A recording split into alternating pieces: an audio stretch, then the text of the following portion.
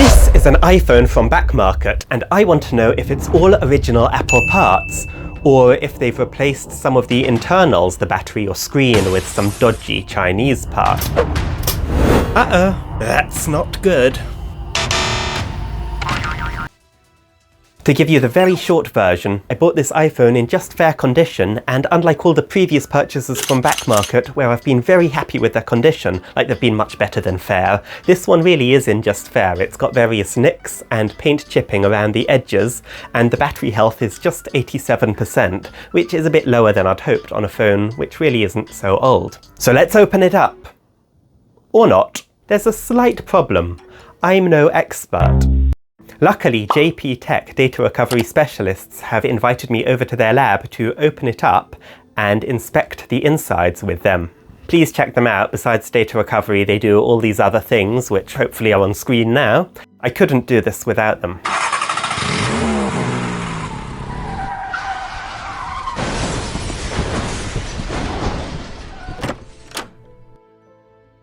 The first thing to check is serial numbers of parts and comparing them to what they should be if the phone is all original. And there's a tool for doing exactly that.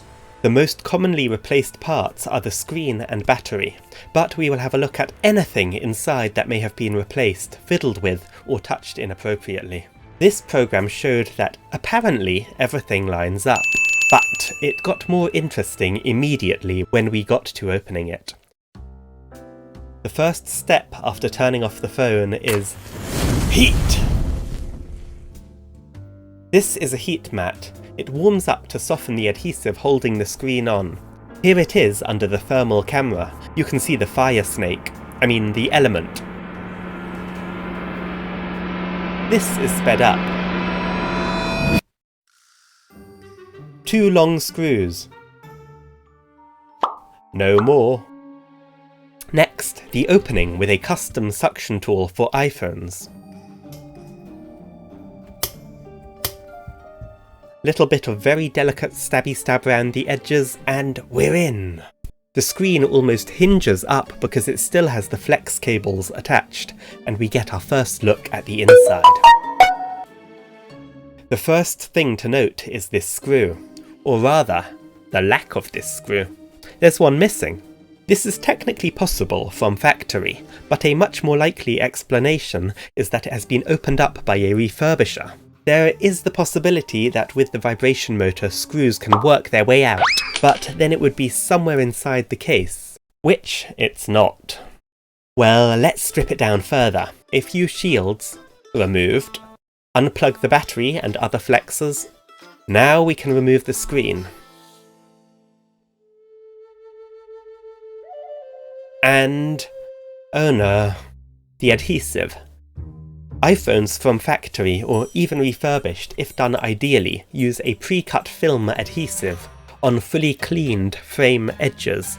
Here is a replacement screen for an iPhone Pro Max with its pre-cut adhesive. This would allow a refurbisher to ninja swap the screen without leaving a trace, at least physically. We'll get to serialization shortly. The result is completely even adhesion all around, and that can make the display more resilient to cracking in the event of an impact.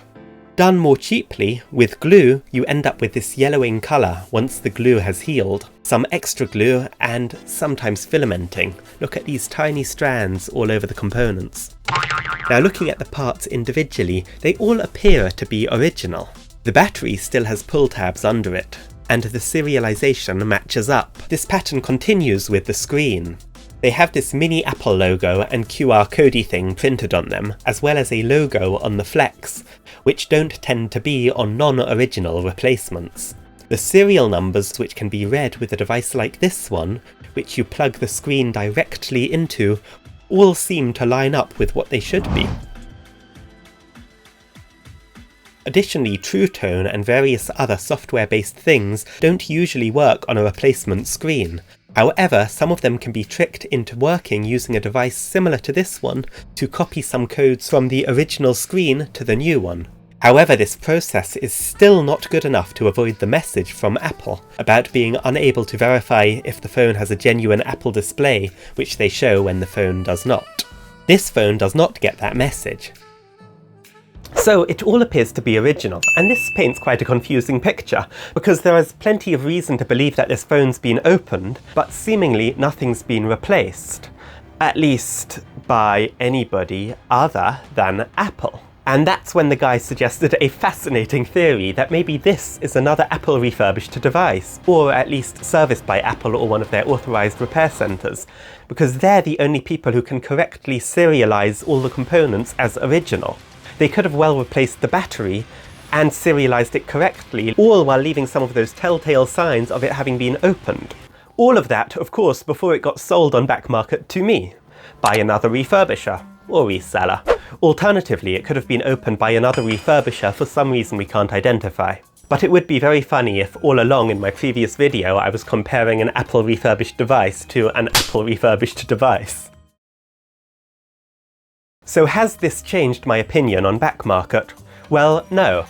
I found this a very interesting deep dive, but at the end of the day this is still a fully functional iPhone, even down a screw and some dodgy adhesive, and it's clear that this is the value option. If you're looking for a cheap way to get a fully functional iPhone with a return policy and a year's warranty,